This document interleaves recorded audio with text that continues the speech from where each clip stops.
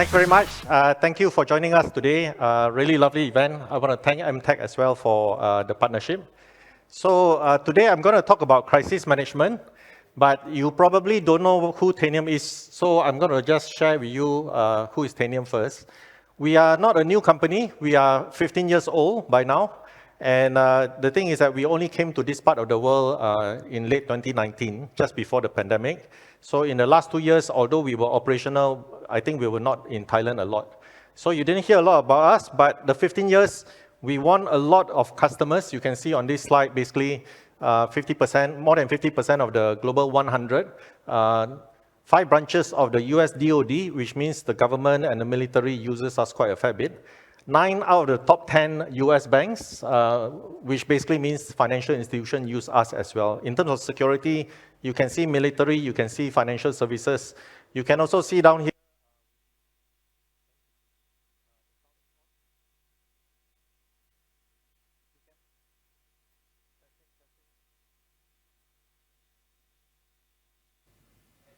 test. Okay, so you can also see that we operate with many large organizations, 70% of the global retailers.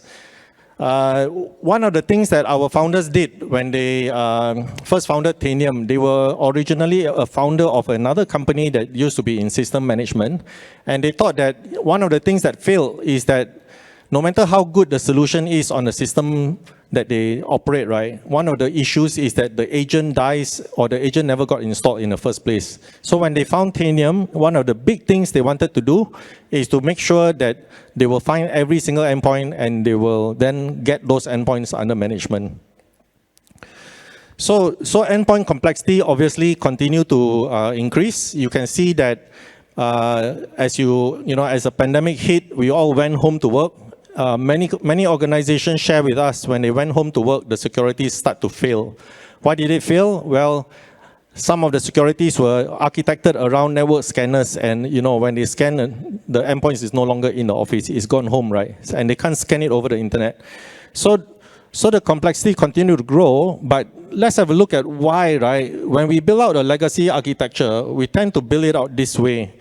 You find the solution that you're looking for, you implement an agent, and the agent needs to talk to a server. When you need to scale, you implement a distributed server.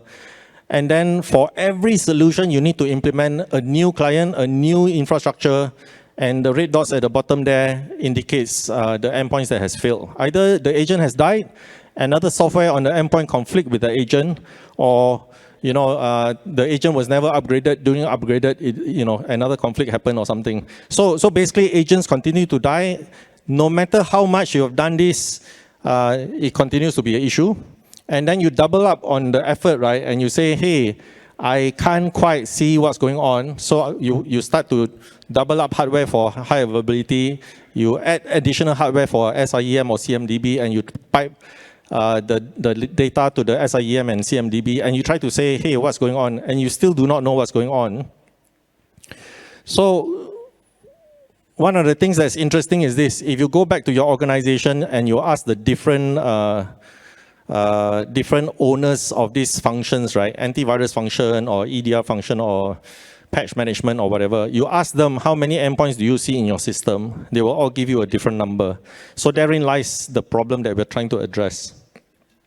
So if you say, let's look at crisis management, which is the topic of my session today. A crisis happens usually when you wake up in the morning and something has already happened overnight. You need to rush, something has gone wrong, right? Or even during a day, you get a phone call, something has gone wrong. So your board of directors will want to know what's the impact to your business. The board of directors will make their calls to the management of the company, call the CEO, CEO calls CIO because it's technology issue, CIO calls the CISO because it's a security issue. But in the end, what you really need is to put together a team to figure out what's going on. My question to all of you probably here is, when a crisis like this happens, how long does it take you to resolve? And I'm sure over the last 6 months, you have seen a lot of crises, right? So let's have a quick look. I'll give you an example, just a very simple example. If I ask you, what Firefox versions do you run in your office? Would you know? Or if I ask you, hey, the Thai cert came up with a malicious MD5 hash of a indicator of compromise, would you be able to find that malicious MD5 hash? So let me just swing over to a quick demo. This is the Tanium console. In this console, we have close to 918 endpoints. So the idea being that in my demo to you, surely I cannot be demoing just 1 or 2 endpoints. It doesn't make sense. It is not about what one endpoint does. It is about what your entire organization will do. So for that purpose, we basically ramp up the number of endpoints in order to make sure that it represents a real-life situation. In this number of endpoints, I can just ask a simple question. What's installed? And this is plain English, right? So the idea being that you don't really need to know Tanium and Tanium syntax. You can type plain English. It's like a Google bar. You hit enter, and the system recommends potential questions that you might be interested to ask. I'm interested to get installed applications from all machines, so I click this. And as I click this, what's happening is that I'm not reading off a database. I'm actually going out to interrogate all 900 over machines that you saw in my environment just now. I'm asking all 900 live, what applications do you have installed? And you can see within a few seconds of me talking, we are 100%. I've got back 100% of information from all my endpoints. And just now we said we wanted Firefox. Let me just look at this, and I filter by Firefox. And you can see that can you see actually? Let me just blow this up. You can see straight away at the bottom that I can give you Firefox version, and how many copies of that Firefox is there.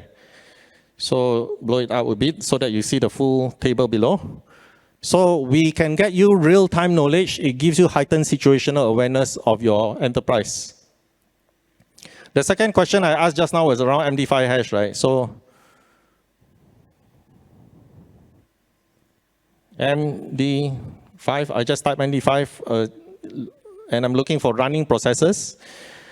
Given that it's running processes, you will know that it doesn't make sense. I shut down the application, the running processes stop, right? So it doesn't make sense that I'm reading off a database. I'm not reading off a database. I'm going live again to the 500 over machines, to the 900 over machines, and asking all 900 machines what processes is running.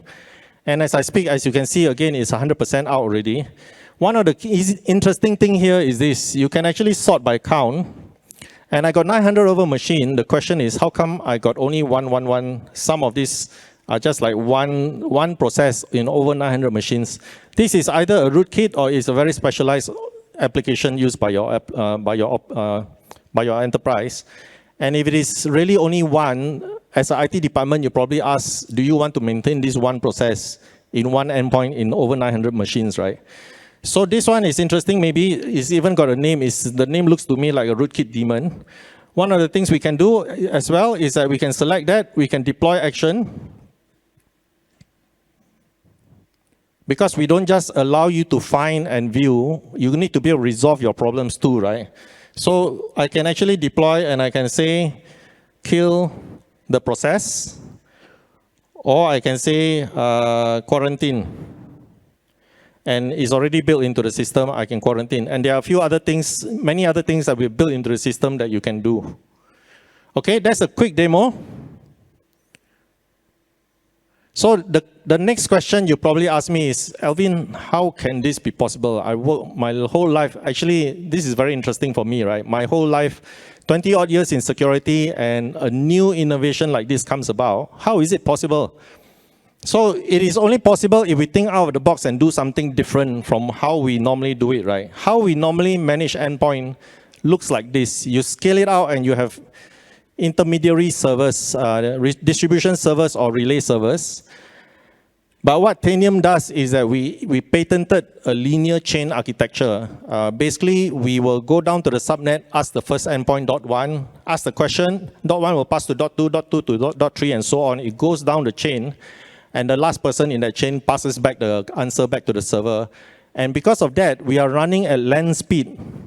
The question goes down in LAN speed. You can have a WAN link, but the WAN link is to the same subnet is the same. You don't need a distribution server. There's no need for additional hardware, right? So we get this LAN speed, and is patented. The second thing that we do is this. If we are going down the chain, in that chain, think about your house, right? In your house, in your whole road, there's a neighbor's house that's empty. When that neighbor's house, when a new neighbor moves in, surely you're the first person to know. So what we do is that we use the neighborhood watch concept to find brand new endpoints that is joining the network. When a .4 joins, in this case, a .3 and a .5 will know that .4 has joined, right? So we will find the outliers, we will find the missing endpoints. Typically, when we deploy to brand new organizations, they will find another 10 to 20% more endpoints than they thought they had. And that's the problem with security as well as with operations, right? If you do not know what exists, how can you operate well? How will you pass your audit when the endpoint was never managed to start with? How did the breach happen? Well, the endpoint wasn't managed, it wasn't configured correctly. So this is exactly the problem, right? So in a nutshell, what Tanium does, right, is that we allow you the ability to ask a question of your whole enterprise, understand it within seconds, you get back answers within seconds, and then take any action that you need to bring all of your enterprise back under control. This is a summary of what Tanium does. So let me apply this summary to a vulnerability incident management, right? Typically, when you look at vulnerability, you're looking at an attack, and the vendor only finds out when the attack happens, and the patch comes much later. We help many organizations resolve that. It is available on our website. When you look at Log4j, it was a library issue, which means that many thousands of software was impacted. Many organizations took this approach of going one by one. But with Tanium, because we are able to interrogate your whole organization, we can actually basically hunt down every single aspect of the library. I don't care which software, right? As long as the library exists, you have a problem. I search for a library. I allow organizations to do it in a streamlined fashion and get down to the bottom of it. A good case study of this is that in 2017, when WannaCry hit, we helped our largest customer, the US Air Force, remediate WannaCry. Before the patch was even out, we remediated WannaCry in 41 minutes, globally across 800 over 1,000 endpoints. So that's the case study. The other aspect of crisis management goes around a threat response to a breach, right? You might be breach could be like a ransomware, or it could be you find a new malware. And I find that traditionally, you have built a SOC, you've piped data to a log, and then you have a SOC looking at it, the SIEM will look at the log. More recently, vendors have reinvented this. They've called it XDR, they've called it EDR. It's the same log. The log is now in the data lake in the cloud, but they will then find the incidents for you, and in the same way, try to find the issues, right? Now, if you have real-time data, which is what Tanium gives you, right? You can ask, you can know, and you can act. And you know within seconds. Our posture here is interesting. I can now leave the data in every endpoint. I will find that data for you and allow you to know what's going on. And you can still automate a lot of the remediation through a SOAR by getting the SOAR to call us and using us to take the action. By the way, we also support taking the data for you and piping it to a log, the same traditional old way as well. So this supports real-time threat hunting and incident response. A good example of that, Barclays Bank, 300,000 endpoints in 40 over countries worldwide. They use us for threat response. Coming to my last slide. Now that I can see everything and do anything, right? Basically, I can ask, I can know, and my infrastructure, by the way, is a single server and a single agent. If I can ask, know, and act, I can actually do a lot more things. I can do asset management, I can do asset inventory, asset discovery, vulnerability management, compliance management, continuous compliance, I can do threat hunting, I can do incident response, I can do a lot. I put a ... down at the bottom because there's not enough space here. Basically, I can do a lot.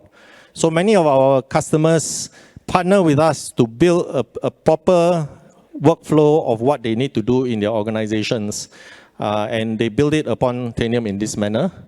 In doing so, they replace many existing products. Okay, I want to thank you for your engagement today. Thanks very much. I leave with you 3 pictures that I think, in a way, tells you what Tanium is. We are very, very fast. We get down to every piece of your asset very, very fast. We run like a Speedy Gonzalez to every endpoint, and in doing so, since we are there, we can also help you to take action. Thanks very much.